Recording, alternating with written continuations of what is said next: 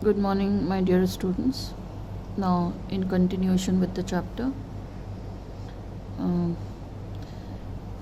we had talked about King Tut or the Pharaoh Tut and how his mummy was discovered and the gilded treasures related to his mummy, how he was put under the CT scan. Now, let's move further. King Tut's demise was a big event, even by royal standards. He was the last of his family's line, and his funeral was the death rattle of a dynasty.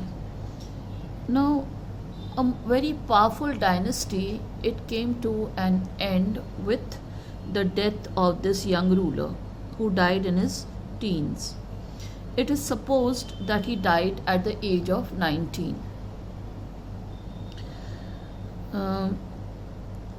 And yes, it was the death rattle of a dynasty, meaning the bugle of the end of a dynasty. But the particulars of his passing away and its aftermath are unclear. Yes, now it has been cleared, but yes, at that time it was unclear.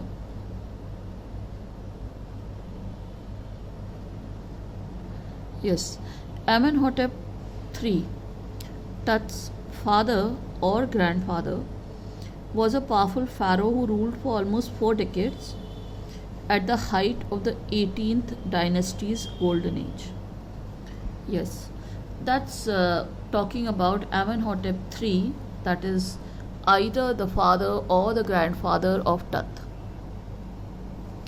And he was a powerful pharaoh who ruled for 4 decades, meaning for 40 years, at the height of the 18th dynasty's golden age, when the dynasty was at its golden age, meaning it was at its peak.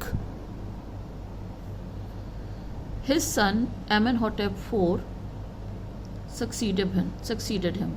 Yes, Amenhotep III and his son Amenhotep IV, he succeeded his father and initiated one of the strangest periods in the history of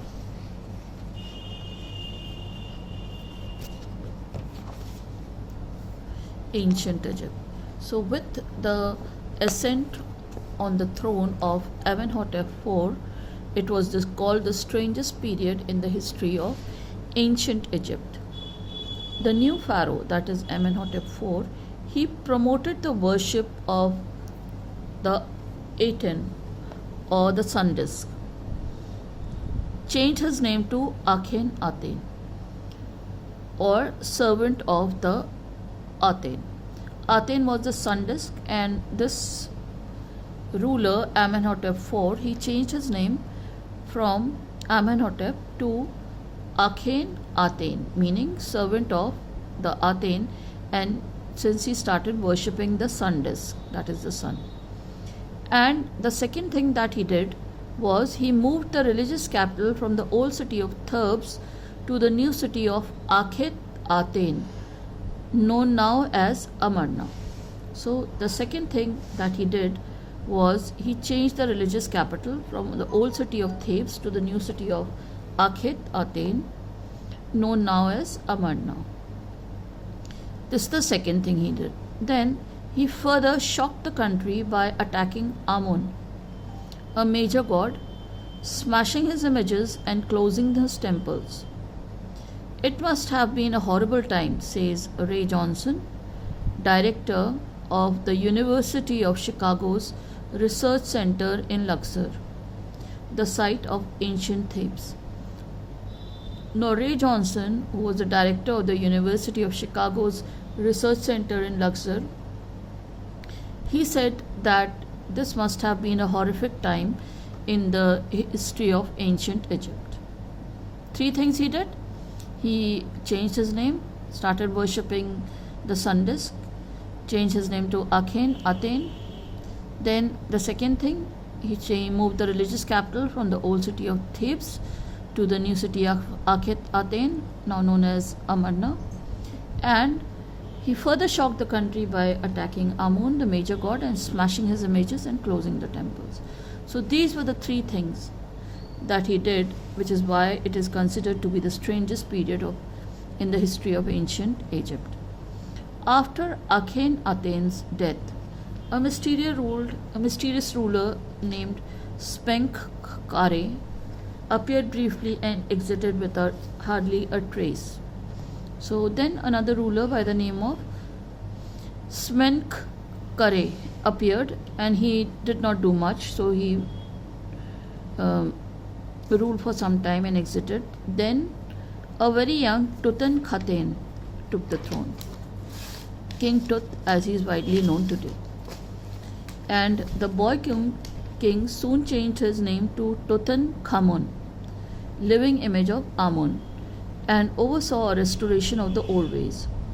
And so this king, this young boy king, he ascended the throne, and he ruled for about 9 years. And so you can say that he became the king when he was about 10 years old. And he brought certain changes, that is, he changed his name from Tutankhaten to Tutankhamun, the living image of Amun, the god that was worshipped earlier, and it was stopped by his predecessors. And he oversaw the restoration of the old ways, that is, he again started the old ways of restoration, which was destroyed by his predecessor Amenhotep IV or Akhenaten. Regardless of his fame and the speculations about his fate, Tut is one mummy among many in Egypt. How many? No one knows. So,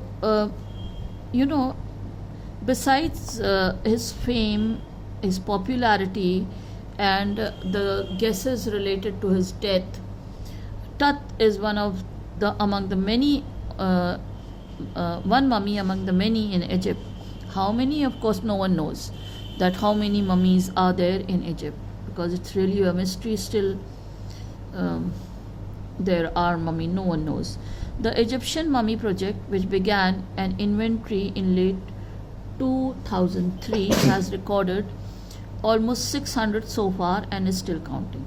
So in 2003, when it started, it has recorded 600 and still the count is on.